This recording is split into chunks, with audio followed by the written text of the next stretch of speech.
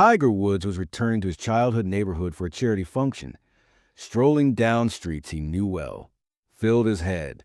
The grassy field where his father had taught him how to swing a golf club, and the old park where he played with his mother. But above all else, he thought of John Carter, the man who had first introduced him to the game.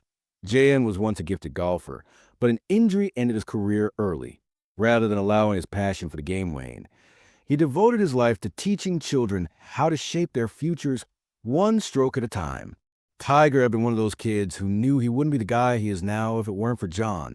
But on that day, we went back to his old neighborhood. Something didn't feel right. The golf club where John used to teach was gone, and John wasn't there.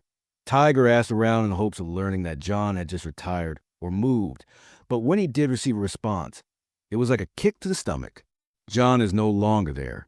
He lost both his job and his house, and he now lives on the streets, sometimes beneath bridges and other times in the old park. He is not the man you knew. Tiger froze. He had heard and seen a lot in his life, but the thought of his childhood hero living on the streets made him feel heavy. That night, he had trouble falling asleep, and just one thought kept coming to him. Could I help him? Tiger Woods' first grip on a golf club, where John Carter patiently taught him the art of the perfect swing, brought back a lot of memories when he entered the old park. Back then, the park was bustling with children laughing, and the sharp sound of golf balls being hit reverberated through the air. But now it was deserted, and the swings were rusted. Like everything else, the grass had grown over, and John Carter had been forgotten. Then Tiger saw a man seated on a worn-out bench. His clothing was torn and discolored. His eyes were sunken with fatigue, and his beard was disheveled. Tiger nearly failed to identify him. John Carter's heart was racing, and he didn't want to believe it. He took slow, methodical steps forward, swallowed the lump in his throat, and called out to John. The man slowly raised his head, squinting at first because he couldn't place the face in front of him, but then his tired features caught his attention. Tiger Woods, it's been a while, child. Tiger took a seat beside him, a sharp pain growing in his chest. How had things gone so wrong? This man had been his hero once. It's nice to see you, Jan, but what took place? How did you get to be here? The words that followed were almost as heartbreaking as John's long sigh. His eyes locked on the ground and his voice cracked. Life happened, Tiger, he said. Things didn't go the way I planned. A few bad choices, a little bad luck, and here I am. Tiger didn't say anything, allowing him to talk at his own pace. Do you recall the class where I used to teach children? John tried a feeble smile, but it vanished immediately. Tiger said, What do you mean you were in charge of that place? And furrowed his brows. Tiger clenched his jaw at the thought of a place created to give children hope and opportunity being thrown aside for profit. But John's eyes remained fixed on the ground, and that was only the beginning. He whispered, What happened next? Tiger asked, his voice barely above a whisper.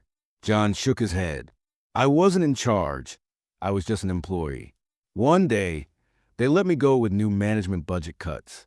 They didn't care about the kids, just the numbers. When I lost my job, I couldn't pay my rent. I had some savings, but it wasn't enough. I looked for work, but no one wanted to hire an old golf instructor.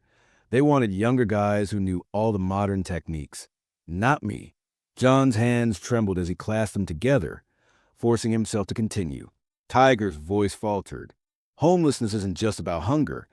It's also about being invisible. When others stop seeing you, you begin to feel as though you don't exist.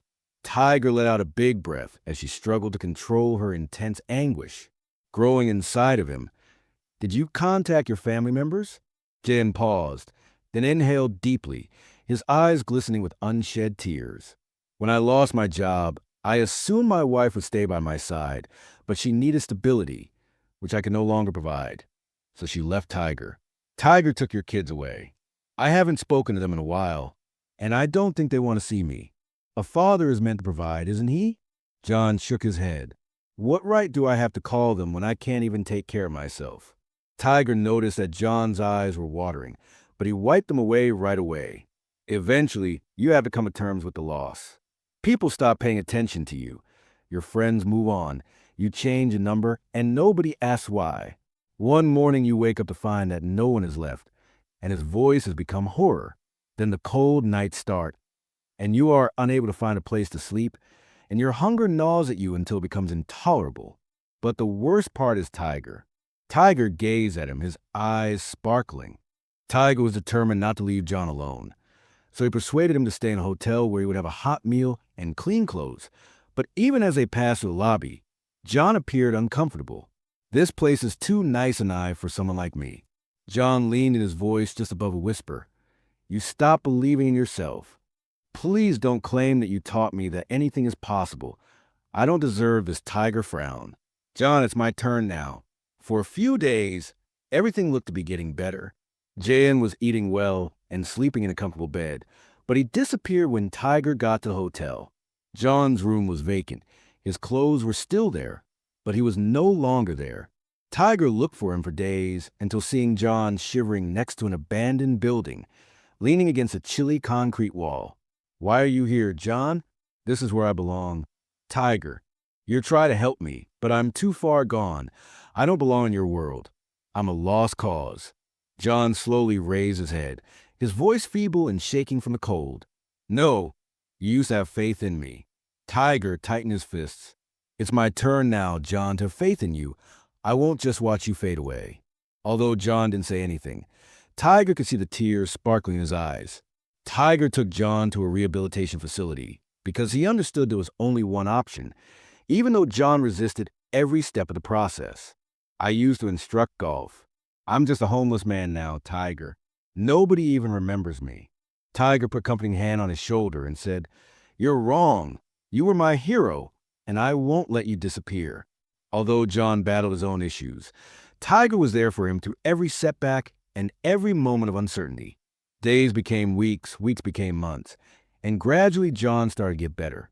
He began talking to therapists and working through his pain, and for the first time in years, he found the strength to connect with his kids.